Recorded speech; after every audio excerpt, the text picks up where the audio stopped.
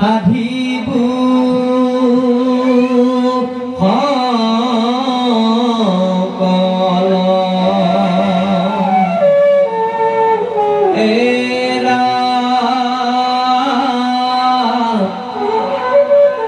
যদি বোলা মই তেবে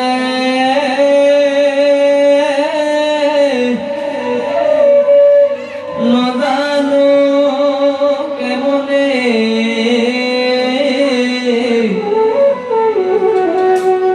তাহাৰ উত্তৰ দেবে শুনাই কমনি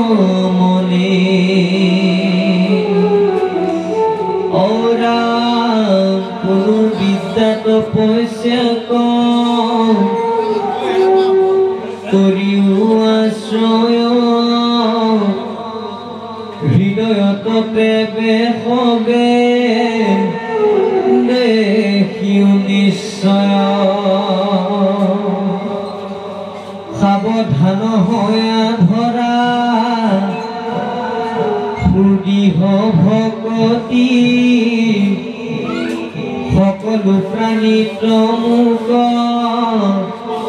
দেখা মহামণি এতিয়া ভগৱন্তৰ প্ৰভু ব্ৰহ্মাক কৈছে কি কৈছে ভগৱন্তৰ বদতি শুনিও প্ৰজাপতি সৃষ্টি অৰ্থে আলাস এৰিও সম্প্ৰতি তুমি সৃষ্টি কৰিম বুলি যিখিনি মনতে কল্পনা কৰি আছা এই সমস্ত তুমি মোক অৰ্পণ কৰা সমস্ত ত্যাগ কৰা মোক অৰ্পণ কৰি দিয়া মই সমস্ত কৰাই লৈ যাম আকৌ কৈছে কি কৰিও উদ্যোগ চাৰি বিষাদ বিফল তজু মনো ৰথ যত সাধিবসকল দেহে চাচোন বা সমস্ত ন্যায় মাতৃসকল ভগৱন্ত প্ৰভুৱে ভকতৰ কাৰণে কিমান সুমধুৰ কিমান সহজ সৰল ভাষাৰে কিমান হেৰিখিনি তেওঁ নিজে কাণ পাতি লৈছে যে তুমি যি কৰিবলৈ বিচাৰিছা মই তোমাৰ সকলো মনোৰথ সাধন কৰিম বা সম্ফল কৰিম এই কথাখিনি ভগৱন্ত প্ৰভুৱে কৈছে সেইজন ভগৱন্তক তেতিয়াহ'লে আমি কি কৰিব লাগে বৈষ্ণৱ ভকত ভগৱন্ত নহয় জানো ভকতৰহে বৎসল ভগৱন্ত সেই ভগৱন্তজনক বৎসল কৰিব যাওঁতে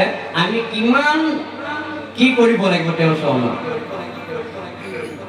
তেওঁ কৰ্মখিনি কৰিবলৈ যাওঁতে বহুত আমি ঘাট প্ৰতিঘাট পাৰ হৈ যাব লাগে নহয় জানো এই সমস্তকে নেওচি যদি কায় বাক্য মানে বুদ্ধি হওক বিশ্বাসে একনিষ্ঠভাৱে তেওঁৰ পদকমলত যদি তেওঁৰ শ্ৰীচৰণত যদি শৰণ লৈ তেওঁৰ গুণানুকীৰ্তন তেওঁৰ লীলামালাক যদি আমি আখৰে আখৰে প্ৰকাশ কৰি যাব পাৰোঁ বা কৰি যাব পাৰোঁ সমস্ত কৰ্ম তেতিয়াহ'লে ব্ৰহ্মাক কোৱা কথাখিনি আমাৰ ভকতসকলকো তেওঁ সেইদৰে কিবা কৰিব আকৌ কৈছে যদি বোলা মৰি তেবে নজানো কমনে তাহাৰ উত্তৰতে শুনা মনে শুনা একো মনে যে তুমি যিখিনি নেজানো বুলি কৈছা মই মানিলোঁ কিন্তু তাৰ উত্তৰটো মই তোমাক দি তুমি এক মনে মোৰ কথাত ৰতিমতি দি শুনা তুমি গোটেই কৰ্ম কৰি যাব পাৰিবা এই বুলি ব্ৰহ্মাক ভগৱন্ত প্ৰভুৱে কৈছে হৃদয়ত তেবে সবে দেখিও নিশ্চয় কোনো বিদ্যা তপস্যাক কৰিও আশ্ৰয়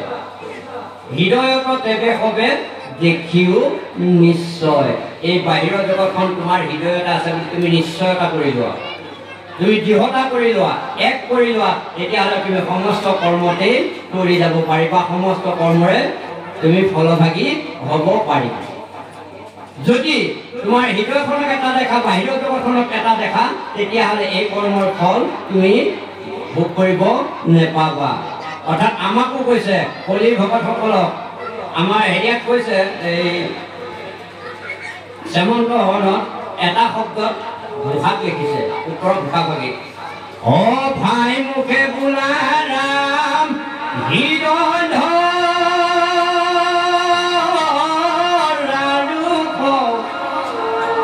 এতেকে মুকুতি পাইবা কহিও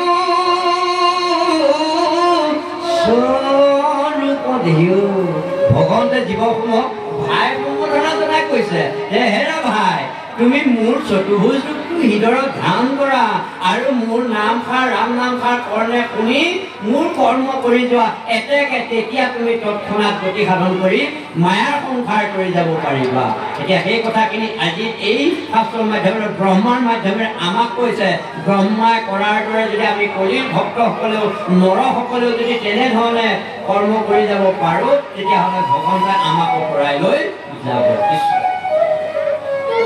সাৱধান সুদিহ ভকতি সকলো প্ৰাণী তমুক দেখা মহামতি তেবে তজু সমস্তে গুচিবে মোহময় লভিবা পৰমানন্দ গুচিবে সংশয়ী। সাৱধান কৰি দিছে। কি কৈছে? হে ভাই সাৱধান হোৱা, সাৱধান হোৱা ধৰা উদ্দৃঢ় ভকতি। এতিয়া দৃঢ় আৰু সুদৃঢ়, দৃঢ়ৰ ওপৰত সুদৃঢ়। তাৰমানে মই ভকতি কৰিছোঁ, দৃঢ় ভকতিয়ে কৰিছোঁ। তেওঁ সুদৃঢ় ভকতি কৰি তেওঁক লাভ কৰিবলগীয়া হ'লে একো থাকিব নোৱাৰিব। কেৱল তেওঁৰ চৰণতহে সমস্ত কায় বাক মন চিত সমস্ত অৰ্পণ কৰি দি যদি তেওঁ চিন্তা কৰিব পাৰোঁ তেতিয়া কি কৈছে? তেৱেহে তোজো সমস্তে গুচিবে মোহ সকলো প্ৰাণীত মুখত দেখা মহামতি। তুমি সুদৃঢ় ভকতি যদি মোক কৰিব পাৰা তেতিয়াহ'লে সকলোতে তুমি মই আছো বুলি ভাবিব পাৰিবা, মোৰ ৰূপটো দেখা পাবা। আকৌ কি কৈছে? লভিবা পৰমানন্দ তেৱে তজু সমস্ত গুচিবে মোহময়। লভিবা পৰমানন্দ গুচিবে সংশয়। আনন্দ আৰু পৰম আনন্দ, আনন্দৰ ওপৰত পৰম আনন্দ। আনন্দটো এটা বেলেগ বস্তু, পৰম আনন্দটো সুকীয়া বস্তু। যিটো ভাবাতকৈ বেছি পোৱা যায় সেইটো পৰম আনন্দ। আমি একো বিচৰা নাই, কিন্তু ঈশ্বৰে দিছে। কোনে পাইছিল সেই পৰম আনন্দটো? বিপ্ৰতামোদে পাইছে নহয় জানো? বিপ্ৰতামোদে পাইছিল। তেনেদৰে আমি ঈশ্বৰক যদি একো নিবিচাৰি তেওঁক আমি মন প্ৰাণ চিত্তকে অৰ্পণ কৰি তেওঁৰ চৰণকে চিন্তা কৰি থাকোঁ, সেই যিটো পৰম আনন্দ আজি ব্ৰহ্মাক কৈছে আমি সেই পৰম আনন্দটো লাভ কৰিব পাৰিম। কিন্তু ভাবিব নালাগে, কামনা থাকিব নালাগে, বাসনা থাকিব নালাগে, নিস্বাৰ্থভাৱে। তেতিয়াহে সেই পৰম আনন্দৰ গৰাকী আমি প্ৰত্যেকেই হ'ব পাৰিম। কিন্তু আমি এতিয়া কি কৰিছোঁ? তেওঁ কোলা, তেওঁ বগা, হয়নে বাৰু? তেওঁ ধনী, তেওঁ দুখীয়া। আমি এইটো বাছি থকাৰ কাৰণে কি হৈছে? আমাৰ সমাজ মাত্ৰক অলপ ভকতি বোলা বস্তুটো বুজিবলৈ অলপ জটিল হৈ পৰিছে। কিন্তু যিদিনাখন আমি সকলোকে সমান দেখি, যিদিনাখনে মোৰ দেহটোত মোৰ দেহৰ আত্মাত থকা যিটো পৰম আত্মা, তেখেতৰ আত্মাত থকাটো সেইজনে বুলি যিদিনাখনে ভাবি ল'ম, সেইদিনাখনে আমাৰ ভকতি পূৰ্ণাংগ হ'ব আৰু সেইদিনাখনে ভগৱানে আমাক পৰম আনন্দ দান কৰিব। যিটো আনন্দ আমি ক'তো বিচাৰিলে নাপাওঁ, তাৰ ওচৰত পাওঁ, সেইটো ভগৱন্তৰ শ্ৰীচৰণতে আছে পৰম আনন্দ। নহয় বাৰু? এই পৰম আনন্দ লাভ কৰিবলগীয়া হ'লে প্ৰথমতে মুহুক পাইবাৰ জানা ভকতি সেই পন্থা আকৌ পঢ়ি আছে গীতা ভাগৱত গ্ৰন্থা। ভকতক পাবলগীয়া হ'লে ভকতৰ মাধ্যমেৰে যাব লাগিব, তেতিয়াহে আমি ভগৱন্তৰ সান্নিধ্য লাভ কৰিব পাৰিম। অন্যথা যদি আমি চালেৰে কোবাই ফুৰোঁ তেতিয়াহ'লে ভগৱন্তৰ কৃপা আমি নেপাম।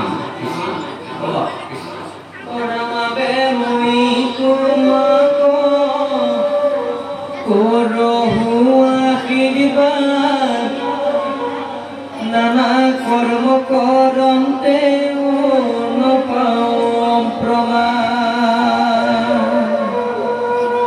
বহুবিধ প্ৰজা স্ৰজন্তে তজু দেহে